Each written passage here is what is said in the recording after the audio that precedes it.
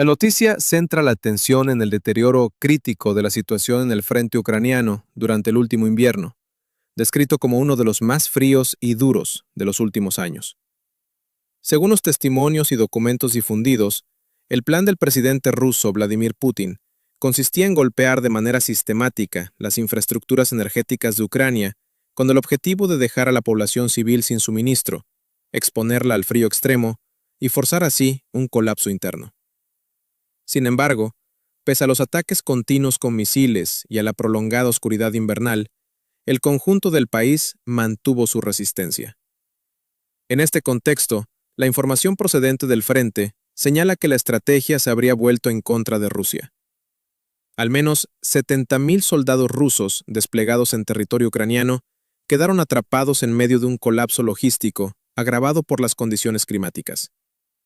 Las bajas temperaturas, la falta de suministros y la interrupción de las líneas de abastecimiento causaron un impacto directo sobre la capacidad operativa de las unidades rusas.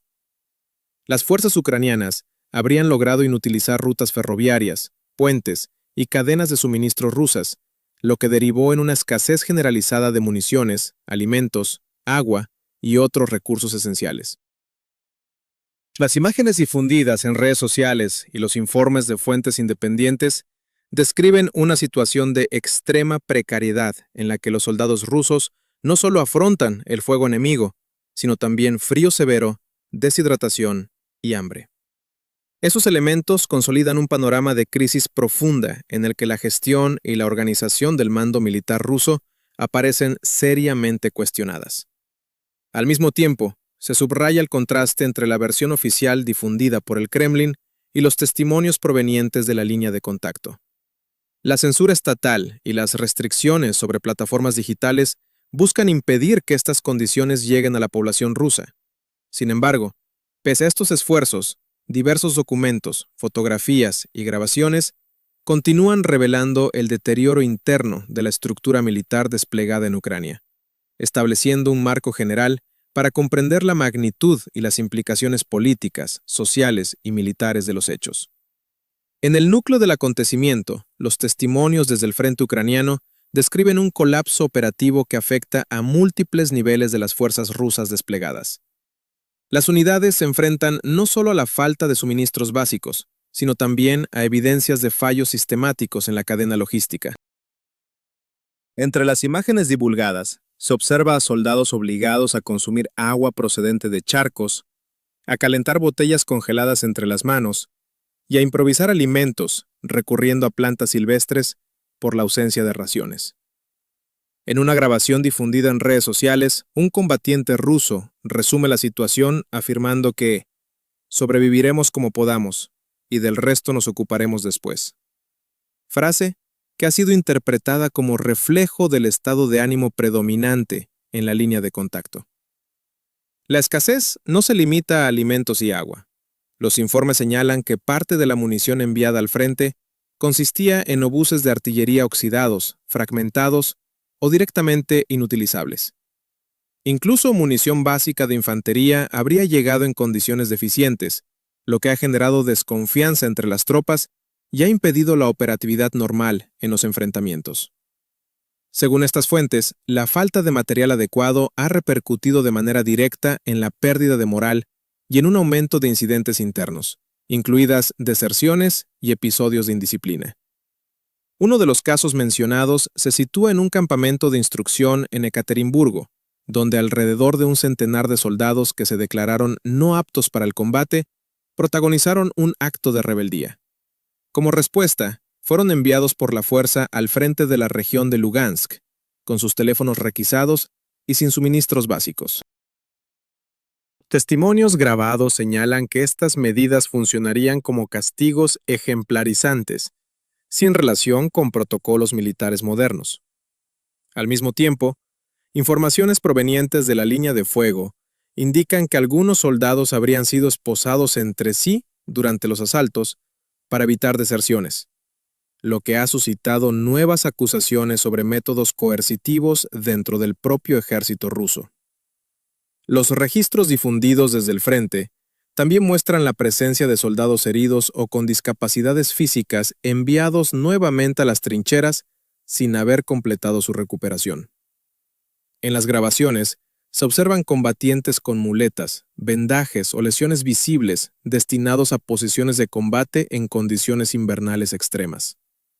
Estas prácticas, según quienes las denuncian, estarían provocando infecciones, agravamiento de heridas y una alta mortalidad en unidades ya debilitadas. La explotación de soldados sin capacidad física completa ha sido descrita como una señal más del estado de deterioro de la estructura militar rusa en este periodo. Paralelamente, se informa de un incremento en el número de rendiciones individuales o grupales. Algunos combatientes rusos habrían contactado con los servicios de inteligencia ucranianos para coordinar entregas seguras, en ocasiones empleando canales como el proyecto denominado Quiero Vivir. Estas acciones, según varias fuentes, reflejan un punto de inflexión en el nivel de confianza entre soldados y mandos, y apuntan a la descomposición de determinadas formaciones en sectores específicos del frente. Además, se destacan episodios de fuego amigo derivados de la descoordinación detectada en la artillería rusa, lo que habría aumentado el número de bajas y reforzado el sentimiento de inseguridad entre las tropas desplegadas. La intensificación del uso de vehículos aéreos no tripulados ha influido de manera decisiva en el desarrollo de las operaciones.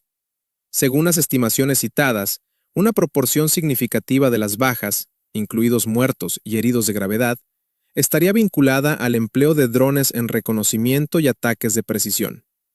Estas plataformas tecnológicas han dificultado la evacuación de heridos y han ampliado la vulnerabilidad de las tropas expuestas en posiciones abiertas o mal abastecidas.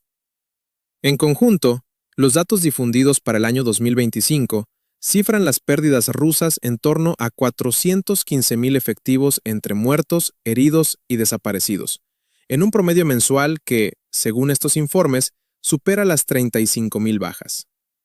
El efecto acumulativo de estos factores, falta de suministros, munición defectuosa, indisciplina, deserciones, reenvío de soldados heridos y errores tácticos, habría generado un deterioro estructural en varias unidades rusas.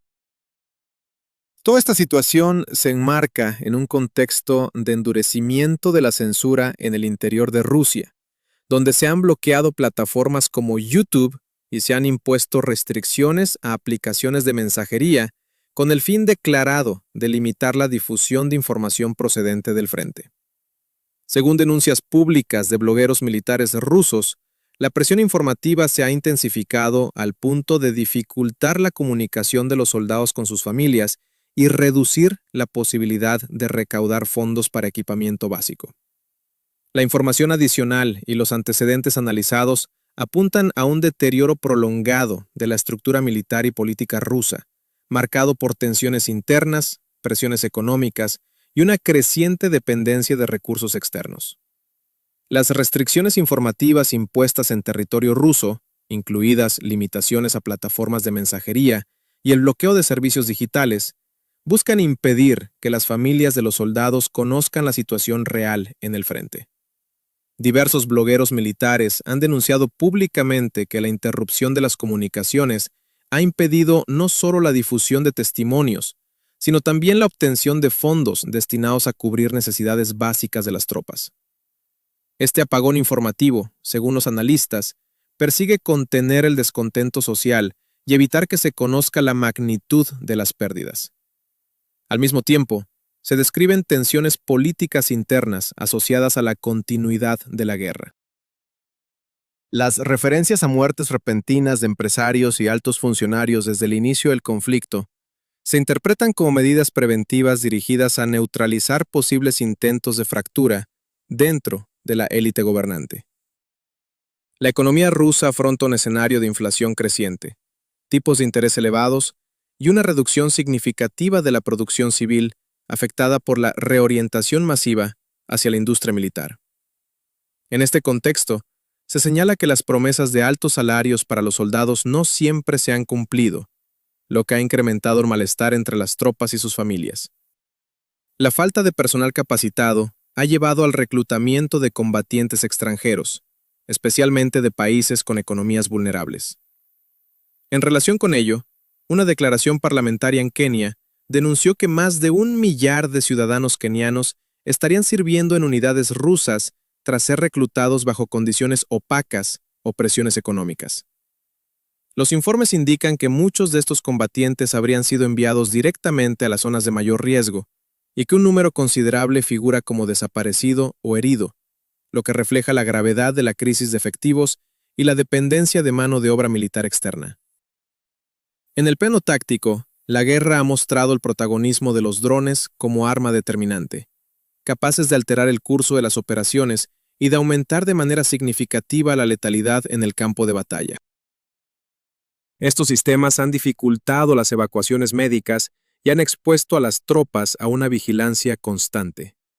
Paralelamente, se han documentado incidentes de descoordinación en la artillería rusa que han provocado bajas por fuego propio, un elemento que evidencia las deficiencias de mando y control en varias zonas del frente. Los datos recopilados por organismos de estudio internacionales mencionan que las pérdidas totales del conflicto, sumando ambos bandos, rondan ya 1,8 millones de efectivos y podrían superar los 2 millones hacia la primavera de 2026. Para Rusia, las cifras de muertos, heridos y desaparecidos acumuladas a lo largo de la guerra han tenido repercusiones directas en la estructura social del país, con un impacto notable en la población joven y en los sectores profesionales que han abandonado el territorio. Junto a ello, el aislamiento tecnológico y la creciente dependencia de suministros provenientes de Corea del Norte e Irán, incluidos proyectiles, misiles y drones, reflejan un debilitamiento estratégico que condiciona a largo plazo la capacidad operativa rusa. En el plano geopolítico, los análisis subrayan que parte de la estrategia rusa se dirige ahora hacia la estabilización de un conflicto congelado que prolongue el desgaste ucraniano y mantenga la presión sobre sus aliados occidentales. Se describe un uso creciente de tácticas asimétricas, como operaciones de sabotaje en nodos logísticos europeos, ciberataques a infraestructuras críticas y campañas de desinformación destinadas a generar cansancio social respecto al apoyo financiero y militar a Ucrania. Estas acciones, según expertos, buscan evitar una derrota decisiva más que obtener una victoria clara. Las consecuencias de este escenario afectan tanto al frente como a la sociedad rusa. El desgaste continuado, las bajas acumuladas y los problemas logísticos se interpretan como indicadores de un riesgo creciente de inestabilidad interna. La erosión de la capacidad militar y el impacto económico han llevado a algunos analistas a considerar que los desequilibrios actuales podrían derivar en tensiones futuras dentro del sistema político ruso. En este contexto, la incertidumbre sobre la evolución del conflicto sigue siendo elevada, mientras aumentan las preguntas sobre el rumbo estratégico y las posibilidades de una resolución negociada. El desenlace de este proceso dependerá de la resistencia ucraniana, de la cohesión de sus aliados occidentales y de la capacidad rusa para sostener el esfuerzo militar bajo condiciones adversas. Mientras tanto, las señales procedentes de la línea de combate y del interior de Rusia sugieren que los costes humanos, económicos y políticos continúan en ascenso. Para más análisis y actualizaciones sobre esta información, se invita a los espectadores a suscribirse al canal y activar las notificaciones.